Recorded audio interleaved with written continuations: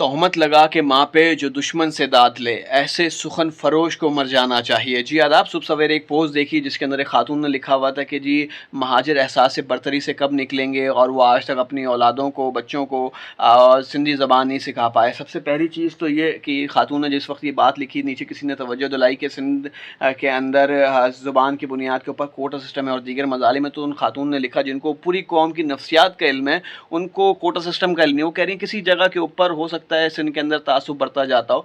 तो बहरहाल मुख्तसर ये कि अगर आप चाहते हैं कि कोई भी ज़बान परवान चढ़े तो उसमें दो चीज़ें लाजमी हो, चाहे वो सिंधी ज़बान हो, कोई सी भी ज़बान हो, उससे दो चीज़ें वाबस्ता होनी चाहिए। इल्म वाबस्ता होगा तो रोज़गार वाबस्ता होगा, इल्म और रोज़गार वाबस्ता होगा तो उस ज़बानें परवान चढ़ेंगी। और इसी तरह से होता है, चाहे आप अंग्रेज़ी का मामला हो या उर्दू का मामला हो, इन दोनों ज़बानों में इल्म दस्तियाब है तो इसी वजह से रोज़गार दस्तियाब है, इसी वजह से ये परवान चढ़ती हैं। दूसरी चीज़ ये कि महाजरों ने या यहाँ पे रहने वाले दीगर पख्तून, पंजाबी, वो अपने बच्चों को सिंधी क्यों नहीं सिखाते।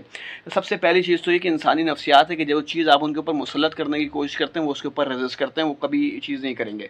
दूसरी चीज़ ये कि सिंध के अंदर तारीख़ ये है, सिंधी ज़बान को जिस तरह से मुसल्लत करने की कोशिश की गई, चाहे वो पहले जिस वक्त ये सिंधी ज़बान को नेशनल लैंग्वेज करार दे के सिंध के अंदर सरकारी ज़बान नाफिज सिर्फ वाहिद सोल सिंधी लैंग्वेज को एज कह लें कि जी जो सरकारी ज़बान थी वो मुसल्लत करने की कोशिश की गई। जिस वक्त कौमी ज़बान उर्दू थी और उर्दू बोलने वालों की सबसे ज़्यादा आबादी कराची के अंदर आबाद थी, उसके ऊपर फसाद हुआ।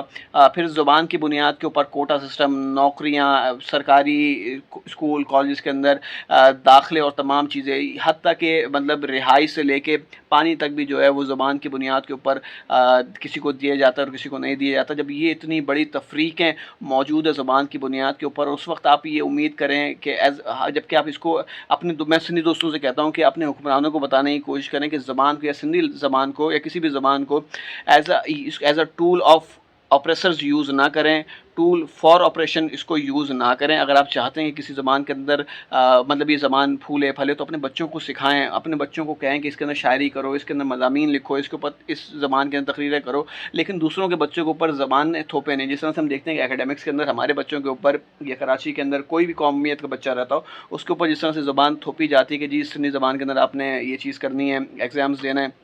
देखें दुनिया बहुत आगे बढ़ गई है और हमें भी आगे बढ़ना है, इसके अलावा रास्ता नहीं है। तो ये चीज़ें मुसल्लत करना छोड़ें। अगर बच्चा जर्मन, फ्रेंच, दूसरी वाली जर्मन लैंग्वेज मतलब फ्रेंच, डच, ये ज़बानें, स्पेनिश सीखना चाहता है, और सीखना क्यों चाहता है, सबसे पहले तो ये चीज़ सीखें ना। सीखना इसलिए चाहते हैं बच्चे, मैं चाहता हूँ कि मेरे बच्चे सिंधी ज़बानें सीखें, जर्मन सीखें, दूसरी वाली फ्रेंच सीखें, डच सीखें, तमाम चीज़ें सीखें, क्योंकि उससे उससे उस ज़बानों में अंग्रेज़ी सीखें, उसमें इल्म मौजूद है, उससे रोज़गार लोगों का वाबस्ता हो सकता है। तो उसमें अब कह लेना कि जी किसी न किसी जगह पे हमें बेनिफिट मिलता है। जबकि हम दूसरी तरफ देखते हैं कि सिंधी ज़बान में ऐसी चीज़ें नहीं हैं। तो बहरहाल सिंधी ज़बान है, इसको कंपलसरी ना करें, इसको ऑप्शनल सब्जेक्ट करें, दूसरी ज़बानों को मौका दें कि बच्चे वो सीखें, आगे बढ़ें, इल्म हासिल करें, रोज़गार हासिल करें।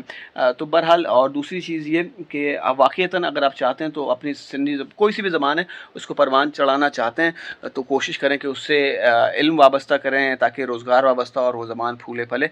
और दूसरों से ये उम्मीद ना रखें कि वो ज़बान को कबूल करेंगे जब आप उस ज़बान को नफ़रत की लाठी समझ के उसको चलाते हो और उससे ये उम्मीद कर रहे हो कि वो ज़बान फूलेगी फलेगी। जी सरकार, कभी भी नहीं हुआ, पहले भी नहीं हुआ, आगे भी नहीं हो पाएगा। अगर आप वाकई चाहते हैं कि सिंध के अंदर, वैसे भी कहते हैं कि जी मोहब्बतों की रास्ता खोलती है, परवान चढ़ाती है, मोहब्बतें बढ़ाती है ज़बानें, तो उसको उसी चीज़ के लिए यूज़ करें। और जब तक कि ये मज़ालिम ख़त्म नहीं होंगे मुमकिन नहीं है कि लोग ये ज़बान सीख सकें या इसको परवान चढ़ा सकें। तो बहरहाल फिर एक दफ़ा ये कहूँगा कि भैया जी अगर ज़बान परवान चढ़ाते हैं, परवान चढ़ाना चाहते हैं, क्योंकि उर्दू का मामला देखें ना आप, अगर उर्दू का तो ख़ासा ही है कि अगर आप पाकिस्तान के अंदर से उर्दू हटा दें तो एक सूबे के लोग दूसरे सूबे के लोगों से रब्ता नहीं कर सकते। कम्युनिकेशन का मीडियम है, इससे इल्म वाबस्ता है, इससे रोज़गार वाबस्ता है। तो कोशिश करें कि अपनी ज़बानों के साथ भी ये वाला मामला करें और उर्दू के ऊपर लान तान ना करें। बहुत शुक्रिया।